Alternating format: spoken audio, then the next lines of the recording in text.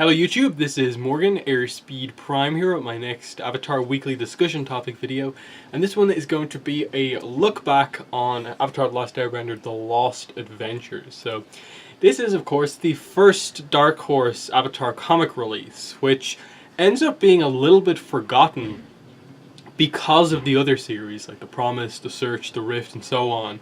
This one tends to kind of, someone I think eventually in discussions of the comics brings it up, but it's never really like the first one. It's never really mentioned as being like their first release that much.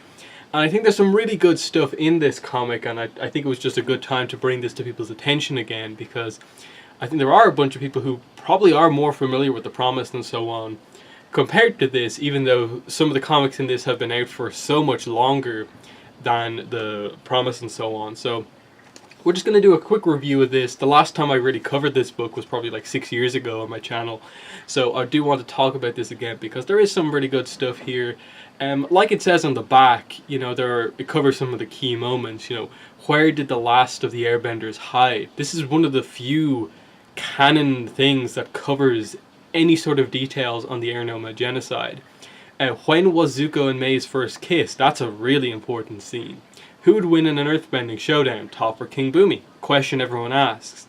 And why did the Earth Kingdom decide to travel the world in disguise? You get that, plus there's a lot of other stories, but those are some of the key things that actually are addressed in this book.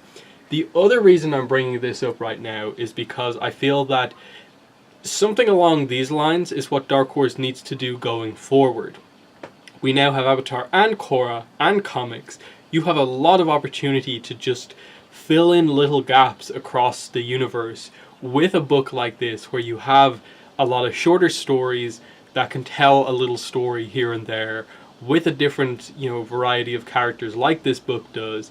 Use different artists, use different writers, and just kind of put out a book that's kind of an anthology type thing, because that's what this book is.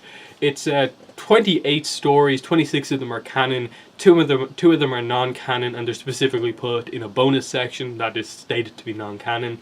And I think that something like that would work really well for Korra, because obviously Korra hasn't really got a Lost Adventures style thing itself, so there's a lot of stuff to fill in between Korra episodes. There's a lot of stuff to fill in between Avatar and Korra, and then you can always go back and do more stuff with Avatar, especially in the comic time period, and then even with like stuff like Beginnings, you could tell more stories with Wan. There's so many options if you do a kind of anthology style book, and like they've done it before. Admittedly, when this book was released, they collected stuff from the Nickelodeon magazine, the comics that were done previously, and so only a selection of these comics were actually done exclusively for this book and are new with the release of this book. For the most part, it is just a collection. But the other thing that they have going for them is that they have a few comics that haven't seen an official release as such. And they are the free comics. The free comics have obviously been released as free comics, but the release was so small and not everyone could get their hands on those books that it makes sense to release them in a mass market release where everyone can get them. So that would easily fill in a good couple of pages in that you have all those Avatar books, Rebound, Shells, Sisters and so on. You have the Korra one, Friends for Life.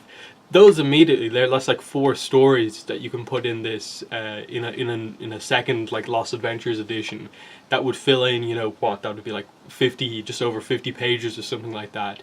And then this book is what is it? It's just over 200 pages of stories. You could easily do one that's 150, 180 pages and just have all these little stories be told, and bring Gurihuru back to do a little story, because this is the book where Team Gurihuru got their kind of start. They do, I think, 3 of the stories in this book are drawn by Gurihuru. Stuff like that. Bring them back for just a small little story. Bring back, Faith Aaron Hicks to do the art on one story again. Use the artists that you've used before and kind of do something with them. But yeah, let's get into actually talking about this book and the specifics here. I'm not going to be going crazy in depth into every story, because obviously some of the stories are only 2 pages. Some of the ones that even are longer, there's not that much to them. But I in general like this kind of the amount of stories that we have here, all of them are fun in their own way. And I like how they're laid out, that they split it up into, there's 5 book 1 water stories, there's how many here, 12 fire stories, and there's how many, 1, 2, 3, 4, 5, 6, 7, and there's 9 earth stories, and it all comes together quite nicely.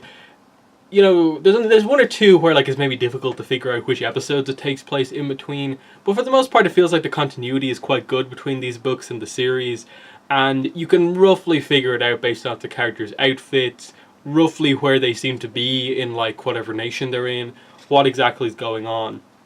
I think the stories from book 1 Water, because there's only 5 of them, are probably, like, overall as a group the weakest, even though they do contain probably one of the best, which is Relics. And Relics for sure is one of the stories in this book that I think everyone as a fan of Avatar needs to read. Everyone should read Relics. It's only like a 10-page story. It's about basically one of Zhao's attempts to capture Aang by luring him out using air nomad relics that Aang comes across and thinks he's maybe found some airbenders who are still alive. And it turns out, when Zhao captures him, that Zhao reveals that this is actually what the Fire Nation used in the past to capture and round up airbenders who escaped the initial attacks on the air temples. So really cool information here about how we know about this, and it fits in really nicely with like the trading card game, because we know that like Afiko initially assisted with this kind of hunting down of airbenders who escaped. And clearly, the reason they knew to use certain relics is because of Afiko. So it's really nice how all that stuff connects together. You have the story Be Calm, which is only 2 pages long, and it's just a really quick, you know, couple of panel long thing of like into the incident with bees. Equally, you have like a 4-page story with Katara called Water War, which again is just a little bit of an incident that kind of Katara gets into walking around the town. Some boys throw water at her. She ends up kind of splashing, you know, Sokka in the end. And, you know, there's a fun moment at the end where you just see, like, the last panel is just, like, Sokka in the background about to, like, nail Katara with a water bomb. Don't Blow It is kind of, you can sort of time that with regards to, like, okay, Aang has a cold in this episode. It would make sense that this happens immediately after, like, the Blue Spirit or something like that, because that was the episode where Katara and Sokka had a cold. Aang got all like wet in that episode and was obviously out all over the place in that one, so it would make sense that he would come back and have a cold. So there's that one. Relics, of course, is great, and Fruit Stand Freestyle is a really interesting, just little Momo story. There's nothing to it. It's 2 pages, and yeah, it's just a quick thing with a porcupine. Just, you know, a little story, nice art. The book 2 Earth stuff is definitely where it kind of gets a little bit better. You have a lot of again, there's a good mix of like shorter stories and then longer stories. Sleep bending is just a little thing like where Aang kind of is dreaming and does some bending. Lessons is kind of you know, Sokka making a lot of noise while Toph is trying to explain seismic sense to Aang. So it's kind of the episode that's kind of the one where like, oh, so that's along the way where Aang learned the seismic sense from Toph, explaining how you can sense stuff just with earthbending. Dirty is Only Skin Deep, that's a Gurihiru's art one, and that's just a case of like, oh, Toph, you never wash properly. The group tries to wash her, they get into a little bending battle, and they end up kind of covered with mud, which is kind of what Toph likes being covered in because it's like a coating of earth. Reach for the Toph is just a kind of quick kind of battle little story where they play this game and Toph gets to be really awesome during it. It's Only Natural, Going Home Again, and The Bridge. The last 3 stories in like the book 2 Earth are really good. Before we get into those, the other one I skipped over, Sokka the Avatar, that's a little bit of a longer story where you can sort of tell that this could have been an episode from the show, in that it's Sokka, he, you know, encounters this girl, he likes the girl, and tries to impress her by basically trying to say that, oh, I'm on the same team as the Avatar. She misinterprets it as Sokka saying that he's the Avatar. Aang plays along with him as his, like, wingman, and this obviously impresses the girl. And it's just a kind of fun, kind of mishap type story where the whole gang kind of gets involved with making Sokka look like he's the Avatar, and eventually it goes to his head, and then the gang, who are obviously keeping this kind of illusion alive, end up kind of turning on him at the end to like humorous effects. But yeah, the last three, It's Only Natural is a really cool story that kind of gives you some extra context for like King Kuei, and basically, you know, why he decides to go off on his own and kind of travel the world a bit. That, you know, he just acknowledges that as a king, as a leader of the world, he doesn't really know much about the world, so he travels around to kind of learn, and along the way it will teach Bosco how to be an actual bear, because that's the part at the start of the comic, is that Sokka's trying to teach Bosco how to be a real bear and not just this kind of really heavily looked after animal. And it's just, you get that moment of like, oh, so this is where the scene of him kind of ripping off the clothes and going undercover kind of comes from. And just a fun moment at the end of Sokka wearing the Earth King hat. Going home again is really, really interesting. I almost wish that they had like somehow included a scene of this within the show, because it does give context for why suddenly at the start of book 3 Zuko and Mei are just a couple. Like, we knew from the flashback in Zuko Alone, I believe, that like Mei liked Zuko, and it was more or less the other way around as well. But here we get, I suppose, the full context for that, as well as some, like, you know, doubt post 220 within Zuko's mind. You get a scene of him, you know, really trying to force himself to call Iroh a traitor. You get, you know, him initially not wanting to go back with Azula to the Fire Nation, but eventually being convinced, basically, because because Azula and Ty Lee in the background basically set up Mei and Zuko on a date, so that Zuko will have a reason to come home, which will primarily be Mei. Which I think is just an interesting dynamic, that you have a Zuko not want to go home, and it really be his relationship with Mei starting that really is what actually makes the decision for him to actually come home. You know, there's some funny moments of just, you get to see, I suppose, a better case of the dynamic between Ty Lee and Azula, that they are actually like friends to a degree. They, you know, they all, this group of 4 Fire Nation characters all know each other from the past, and you get to see Azula and Ty Lee interacting. You know, they have a date, they go off on their own, and interestingly here they use Jin from the Tales of Ba Sing Se. They have her come back and talk about like Lee, and Mei plays along with it and just like, oh, Lee, I'm part of the circus with you, am I? And she kind of makes fun of him, and it's just this kind of moment where she sees how well like Mei and Zuko are getting on, and kind of is just kind of left in the background. And we do end with, of course, their kind of kiss moment here, of just them coming together as a couple. And just, you know, you get little moments giving extra context to their relationship, with like Zuko saying, I've missed seeing this side of you, and then the kiss happens, and that's really what causes him to want to go home. And you end on that moment of just like Azula saying, you know, like, do what you want, Zuzu, it's your decision, even though we know from the comic she's more or less manipulated him to kind of come back as well. And again, you know, just furthering the whole idea of like this issue between Zuko and Iroh. The bridge is also kind of really good at giving you context for in between book 2 and 3. It's just Katara healing Aang, and basically kind of like a diary, an inner monologue of her thoughts about what happened in between book 2 and 3, about her really feeling like she's kind of failing as a healer because she can't, you know, make Aang wake up and can't heal him fully, as she obviously experiences like Hakoda leading them on this kind of section of the journey, and all the things that they do in regards to capturing the Fire Nation ship, Pipsqueak and the Duke joining the team and so on, and them getting through like the different outposts, and it just ending on this moment of just her really determined that, you know, the Avatar will return. It works as a really nice kind of in the same way that like she does the narration for like the start of the show. It works as like her giving a kind of updated narration for how things are right now in between book 2 and 3. Really good Katara stuff in this book for sure. going back a little bit, the biggest story in the whole book, I believe, is Divided We Stand, is what it's called, isn't it?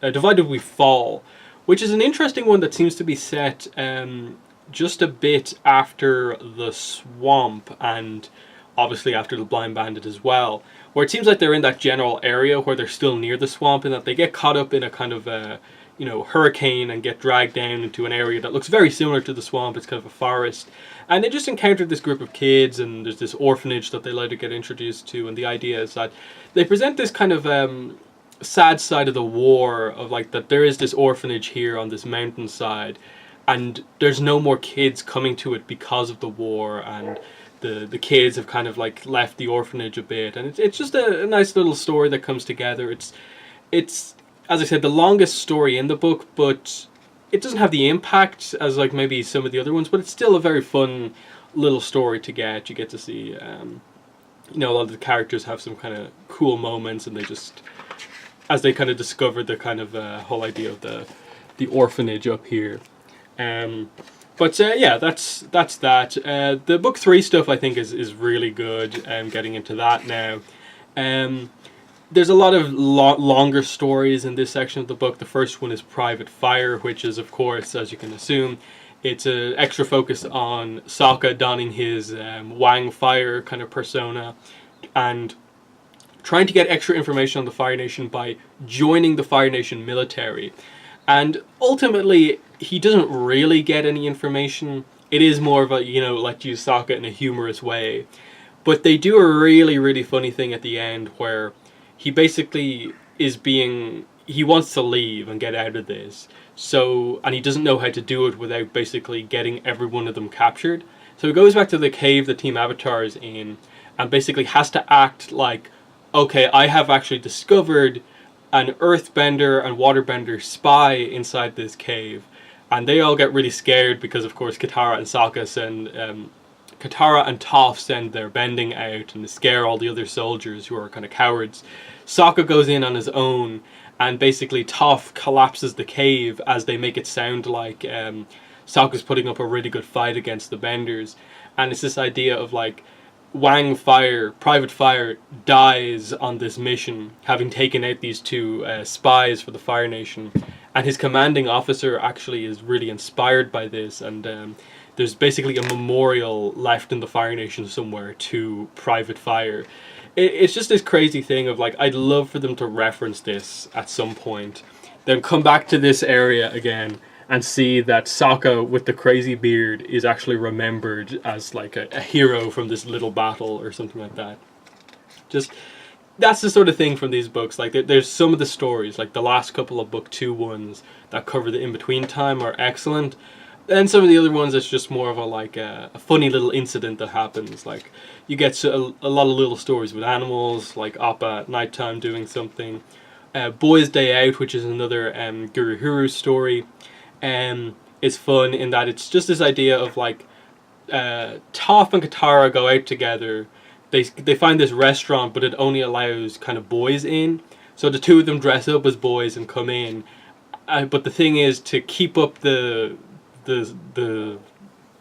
disguise, they have to act really tough, which is fine for Toph, but kind of Katara overdoes it with her acting and gets kind of too involved in it, getting involved in all the kind of fighting and stuff like that, and Toph ends up having to be the responsible one and drag Katara out before she gets beaten up.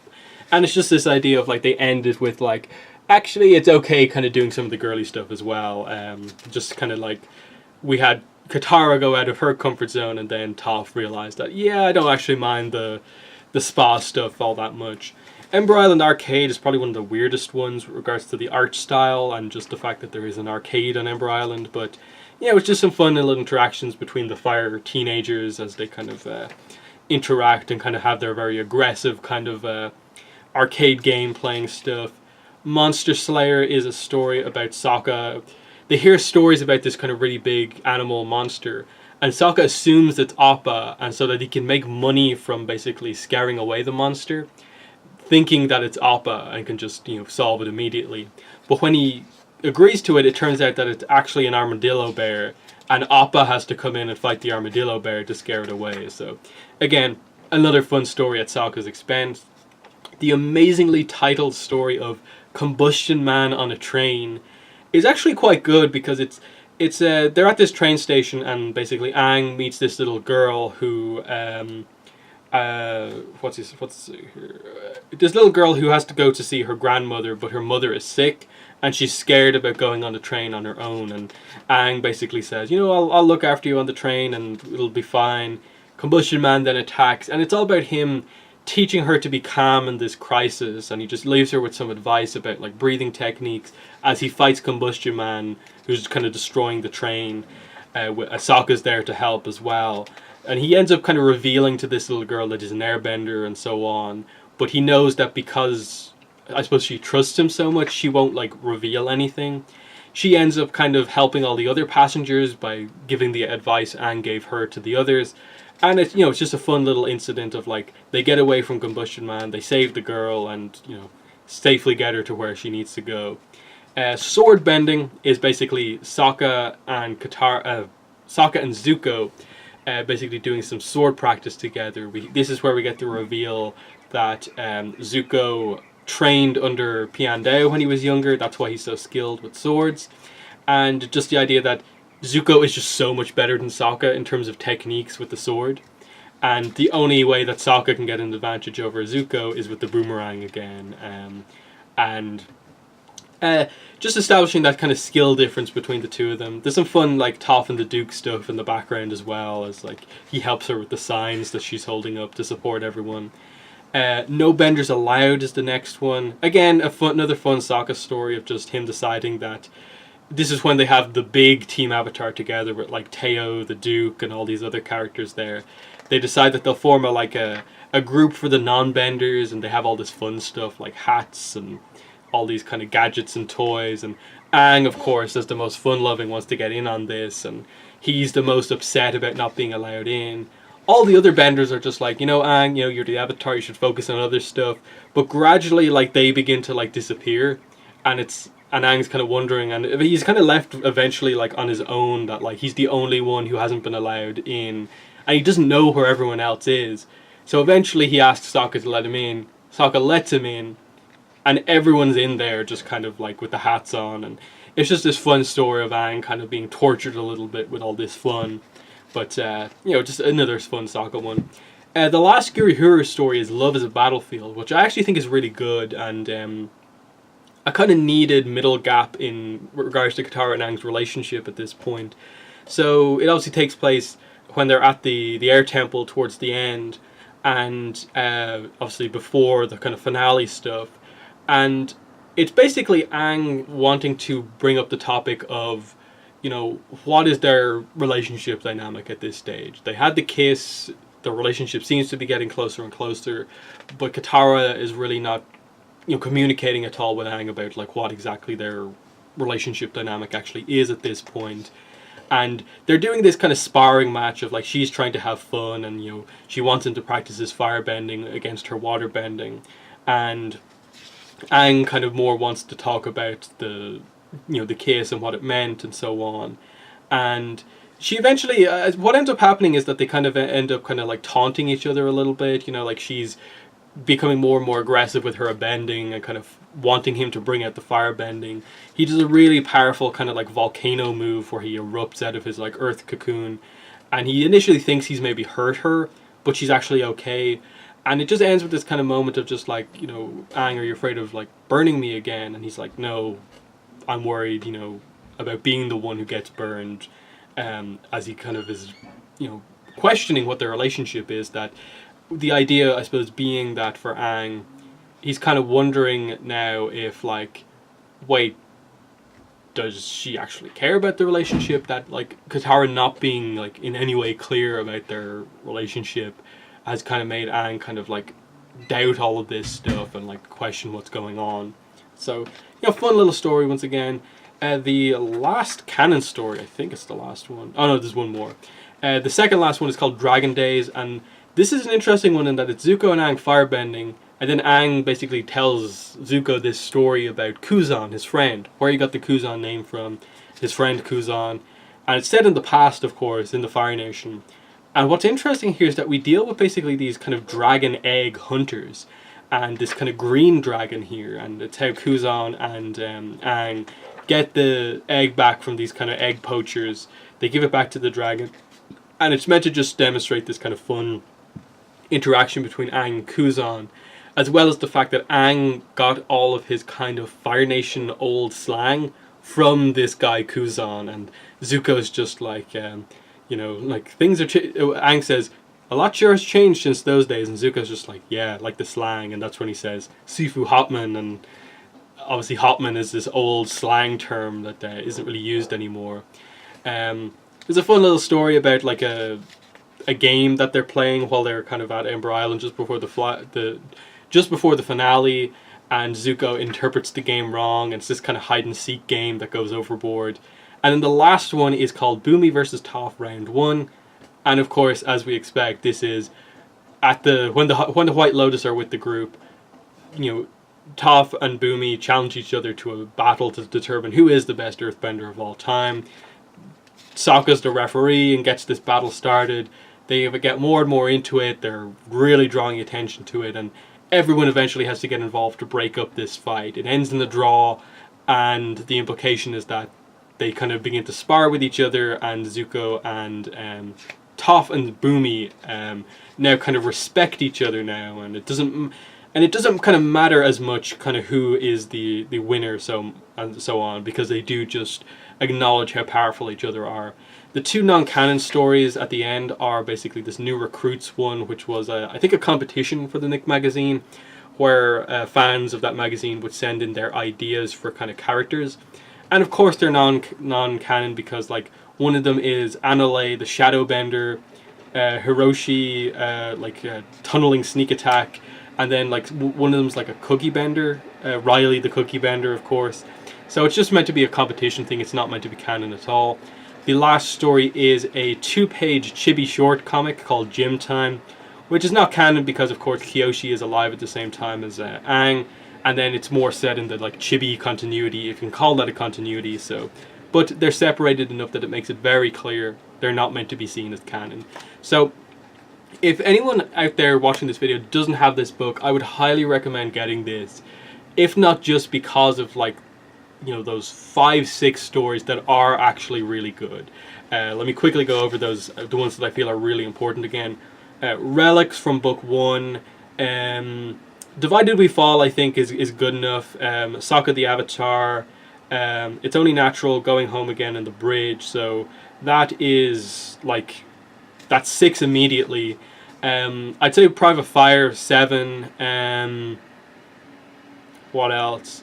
Combustion Man on a Train I'd say is actually quite a good story. That's 8. Sword Bending's very quick. It's good. That's 9. No Benders Allowed, Loves a Battlefield, Dragon Days. Like, I actually would say like probably like 13 of the 26 like stories within this are absolutely worth your while. The other 13 are good, with probably like about maybe 5 or 6 of the other 13 being those 2-page stories that don't really have a lot to them.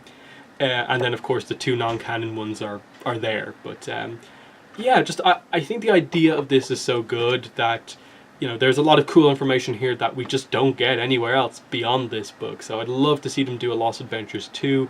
In the comments, let me know what your thoughts are on the Lost Adventures and what your ideas would be for a potential Lost Adventures 2 that would include Avatar, the comics, Korra, everything. What do you think they could do if they did another kind of anthology book like this? But yeah, that's been the video. Thanks for watching, and bye.